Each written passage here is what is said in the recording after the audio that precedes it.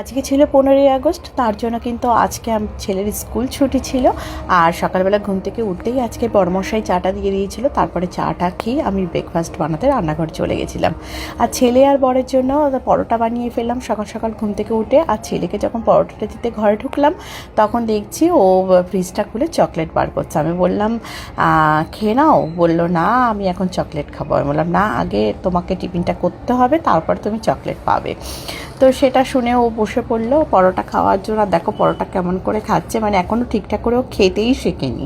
ওকে সবসময় খাইয়েই দিতে হয়। তো আজ এই পরোটাগুলোকে ও একা একা খেতে পারে, কিন্তু পরোটাকে টুকরো করে দিতে হয়। ওকে আলু ভাজা পরোটা আর একটা সন্দেশ দিয়ে দিয়েছি।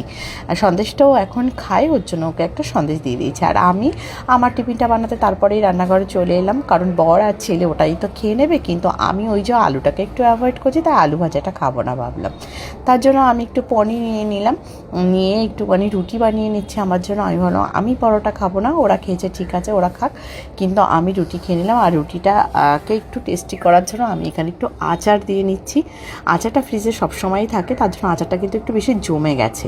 তো যাই হোক, আমি একটু আচার আর একটু পনির, আর পনিরটাকে আমি একটু লঙ্কার গুঁড়ো আর নুন দিয়েই একটু ফ্রাই করে নিয়েছি বাটারে। আর রুটিটাকে ওপর থেকে একটুখানি বাটার দিয়ে দিয়েছি যাতে একটু ফ্রাই হয়। তো মানে খুবই সামান্য বাটার দিয়েছি, দিয়ে এটাকে ফ্রাই করে নিলাম। নিয়ে এটাই কিন্তু আমি সকালের টিফিনে আজকে খেয়েছি। সকালের দিকটা যেদিনকে এরকম খাই, রাত্রের দিকটা অন্য কিছু খাই, মাঝে মাঝে রাত্রেই এটা খাই, মানে এরকম করে অল্টারনেট করে খাচ্ছি এখন আর কি।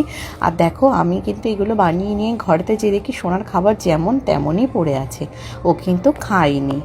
ও এখন ভীষণ বদমাইশি করছে, খাওয়া দাওয়া নিয়ে খেতেই চাইছে না, একদম খেতে চাইছে না। তো তারপরে ওকে আমি খাইয়ে দিয়েছিলাম, আমার খাবারটা খেয়ে দিয়ে এবার দুপুরে রান্নাবান্না করবো বলে চলে এসেছি। আজকে ছিল শনিবার, আর শনিবারে কিন্তু আমি নিরামিষ খাই, কিন্তু এতটা চিকেন চলে এসেছে এটাকে রান্না করতে হবে। তো ভাবলাম ঠিক আছে, আমার জন্য আমি একটু খাবারটা আলাদা করেই বানিয়ে নিই। ওর জন্য আমার জন্য আমি কিছু করিনি, সেদ্ধ ভাতই করে নিয়েছি আজকে।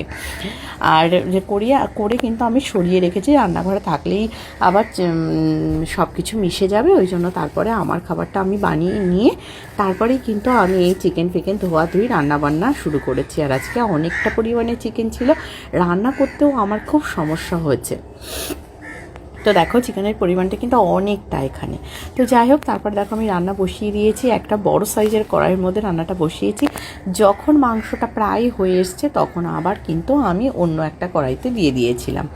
আর এখানে সোনার আমি দুজনে একটু বেদানা ছাড়িয়ে খেয়ে নিলাম, যদিও আমি ছাড়াইনি, বড়মশাই ছাড়িয়ে দিয়েছিল, কারণ এইসব বেদানা ছাড়ানোর ঝামেলা আমার একদম ভালো লাগে না। সোনাকেও আমি খাইয়ে দিই না, মানে বেদানা ছাড়িয়ে বড়মশাই দেয়, আর যদি না দেয় তো ওইভাবে ফ্রিজেই পড়ে থাকে। তো যাই হোক, তারপর দেখো বৃষ্টি শুরু হয়েছে। আজকে কিন্তু প্রচুর বৃষ্টি হচ্ছিলো, সকালে বারবারই বৃষ্টি আসছিলো। তো আমি আবার জানলার কাছে দাঁড়িয়ে একটু বৃষ্টি দেখছিলাম। সোনা আবার পতাকাটা জানলাতে লাগিয়ে রেখেছে, ও উড়বে সেটা ও দেখবে।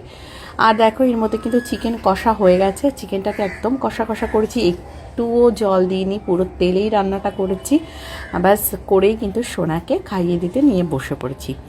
সোনাকে চিকেন দিয়েই ভাতটা দিয়ে দিয়েছি। সোনা কিন্তু এখন চিকেন খাওয়া শুরু করেছে, আর শক্ত ভাত খাওয়া শুরু করেছে, মানে চিকেন মাছ এগুলো দিয়েও একটু শক্ত ভাত খাওয়া শুরু করেছে।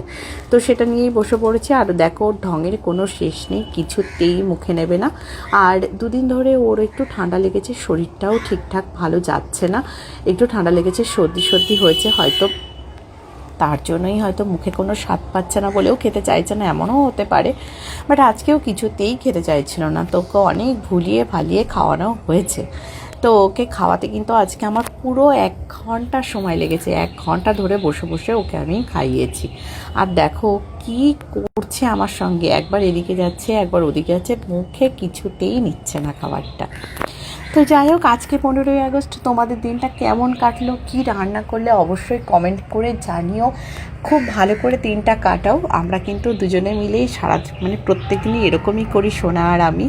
আর তারপর দেখো আমি খেতে বসে পড়েছি, ওই যে বললাম আজকে আমি সেদ্ধ করেছি, আর কিছুই করিনি। এখানে আমি দেখো ডাল, পেঁপে আর গাজর সেদ্ধ দিয়ে দিয়েছিলাম একসঙ্গে, আর এদিকে একটুখানি ভাত নিয়ে নিয়েছি। এটাই আজকে আমি খাবো, যেহেতু শনিবার আমার জন্য আর তেমন কিছু রান্না করলাম না। ওরা তো চিকেন দিয়েই খেয়ে নেবে, আমি আমারটা খেয়ে নিলাম আলাদা। তো ভিডিওটা কেমন লাগলো তোমরা অবশ্যই কমেন্ট করে জানিও, আর তোমরা কে কী খাচ্ছ কী করছো অবশ্যই কমেন্ট করে জানিও। চলো টাটা।